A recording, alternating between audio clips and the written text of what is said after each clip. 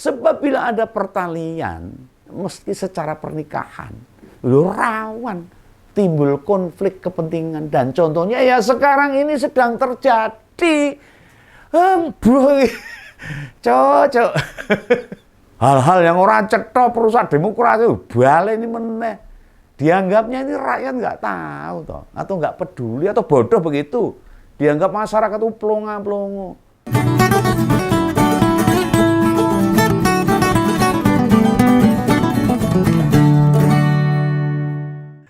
Di tengah-tengah sinar warna kuning yang sangat membahana, kita semua dibuat silau, sulap kalau bahasa Jawanya.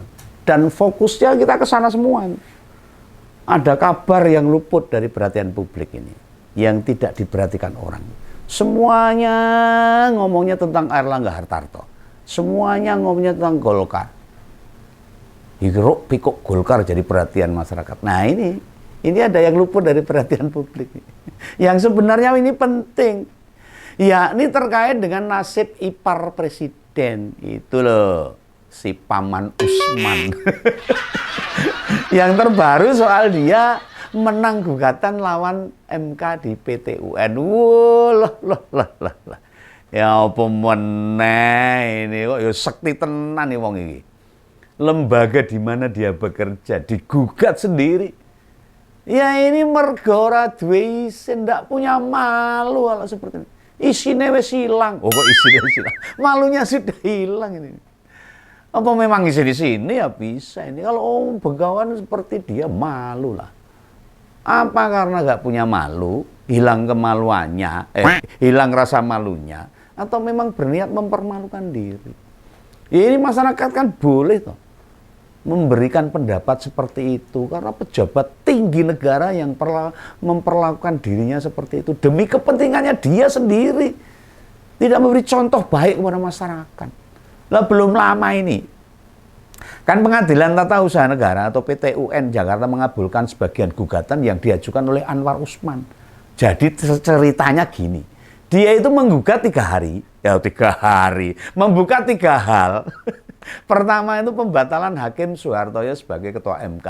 Loh, ya toh, koncone dhewe dijegal ini biar nggak jadi ketua MK. Yang kedua mengembalikan harkat dan martabat sebagai hakim MK seperti semula. Masyarakat wis ngerti tuh bagaimana kelakuan ketua MK yang dulu meloloskan masalah usia untuk calon wakil presiden dan presiden. Ciloko ini. Dan ketiga, dipulihkan atau dikembalikan kedudukannya sebagai ketua MK masa jabatan 2023 sampai 2028. Ora dipulihkan, ngelamar meneh supaya 5 tahun bisa menguasai Mahkamah Konstitusi meneh. Halo Pak Prabowo. Pripun nek ngeten iki? Masyarakat mau ngomong apa kalau seperti ini? Sebagai presiden terpilih kelak harusnya lebih berpikir nalar untuk kepentingan masyarakat, Pak, bukan kepentingan pribadi atau kelompok atau partai politik itu sendiri. Nah, di antara ketiga permohonan itu, yang terakhir saja yang tidak dikabulkan.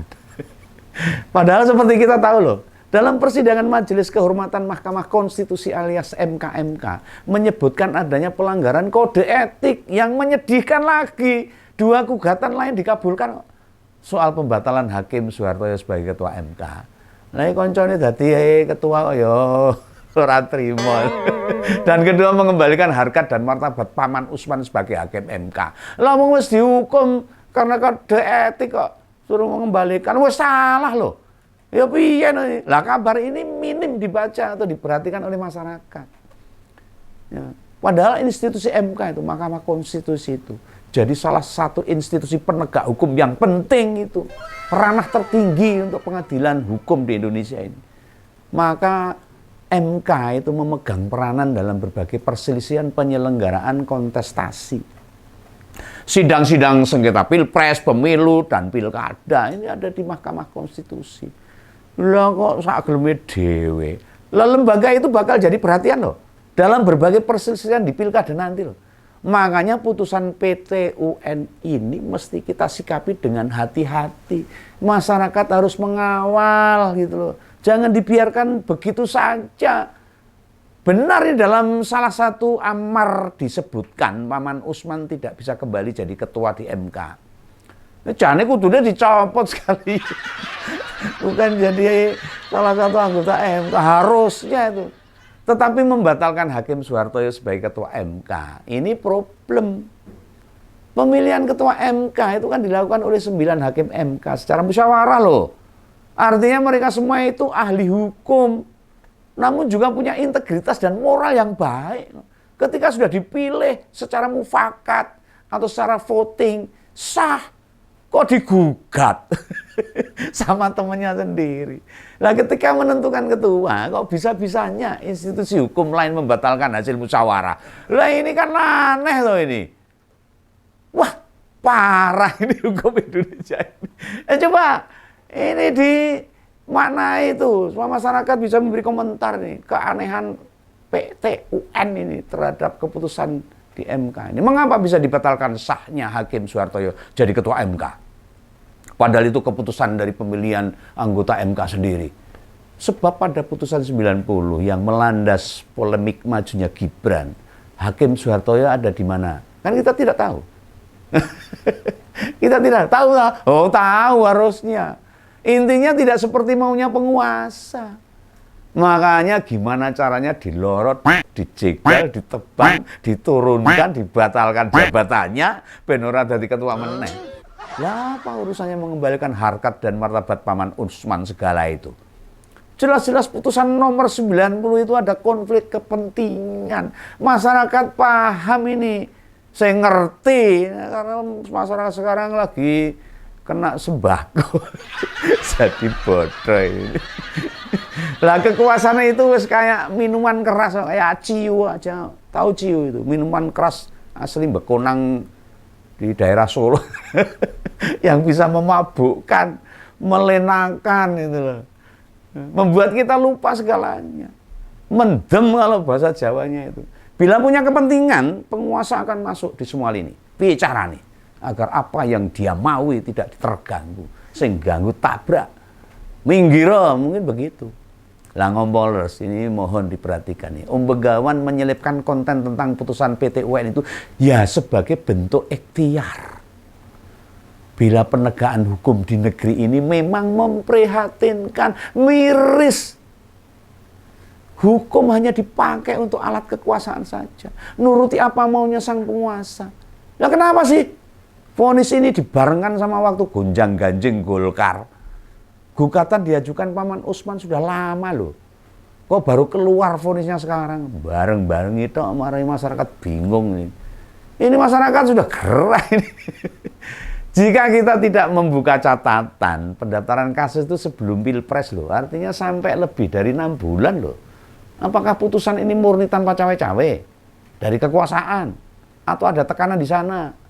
Lah mestinya hubungan kekeluargaan para petinggi negara ini, utamanya antar eksekutif ini, legislatif dan yudikatif, ya diatur dengan baik lah. Misalnya ini seperti ini, contoh aja lah. Seorang presiden tidak boleh memiliki pertalian darah, pertalian pernikahan, pertalian saudara atau kerabat dengan petinggi legislatif dan yudikatif. Harusnya seperti itu.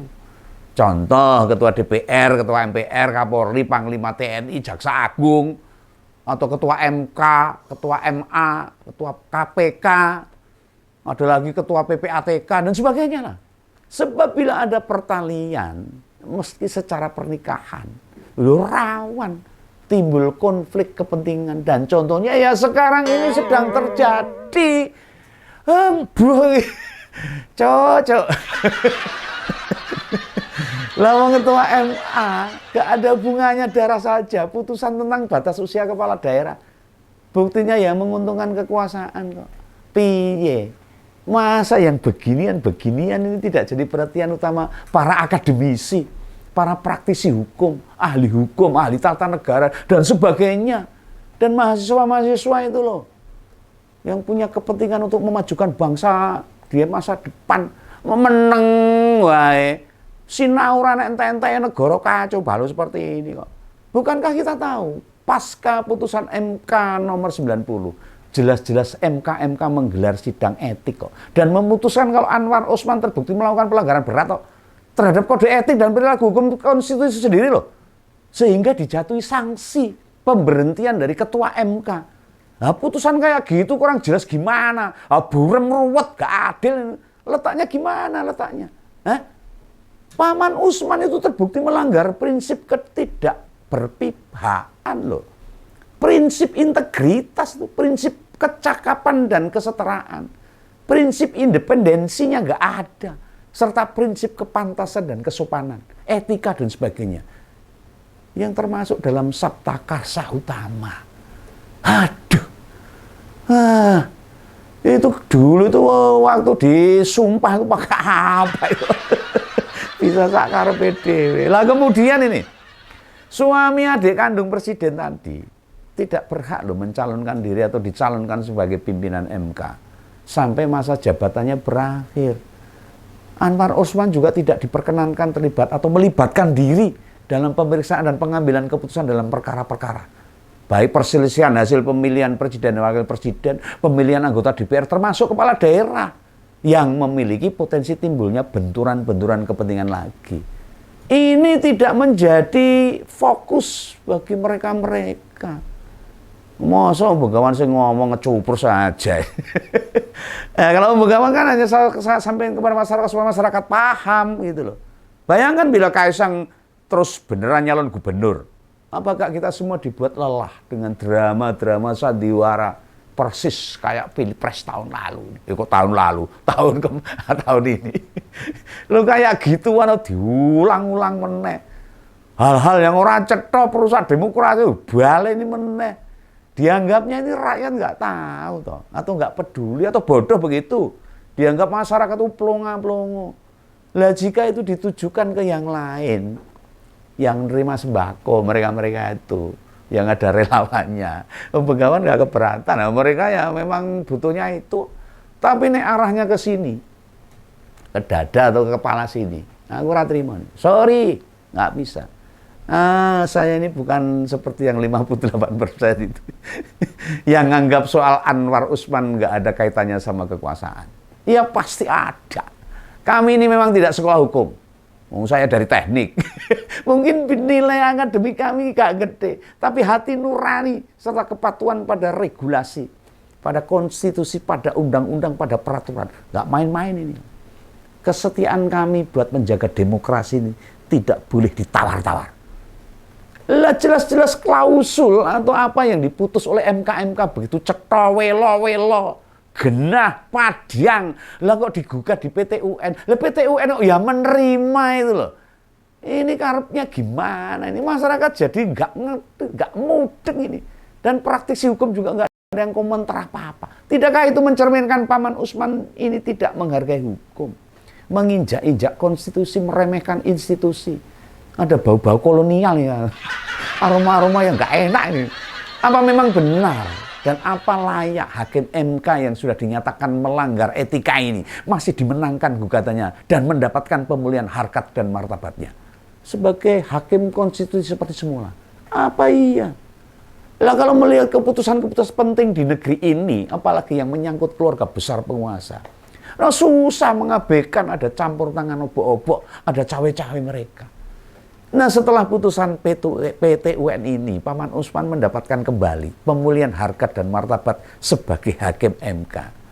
Lah ya akan berkarir lagi di MK dan nanti tinggal nunggu waktu saja akan kembali memimpin institusi tersebut. Ketoke yang gugatan ketiga nggak dipenuhi. Lah sekarang ini rakyat sudah dilupakan para petinggi negeri ini. Dianggap memang tidak punya kontribusi.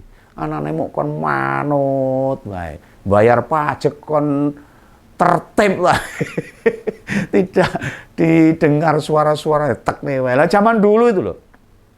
Yang dicampuri itu paling-paling ya urusan menteri loh. Kepala negara itu urusan pemerintahan, urusan proyek-proyek.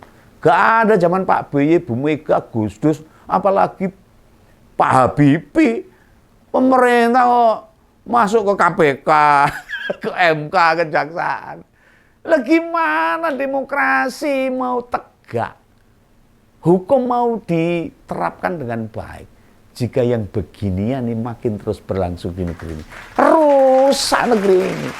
Itu aja lah, pesan kawan, tolong kawan. Dadah.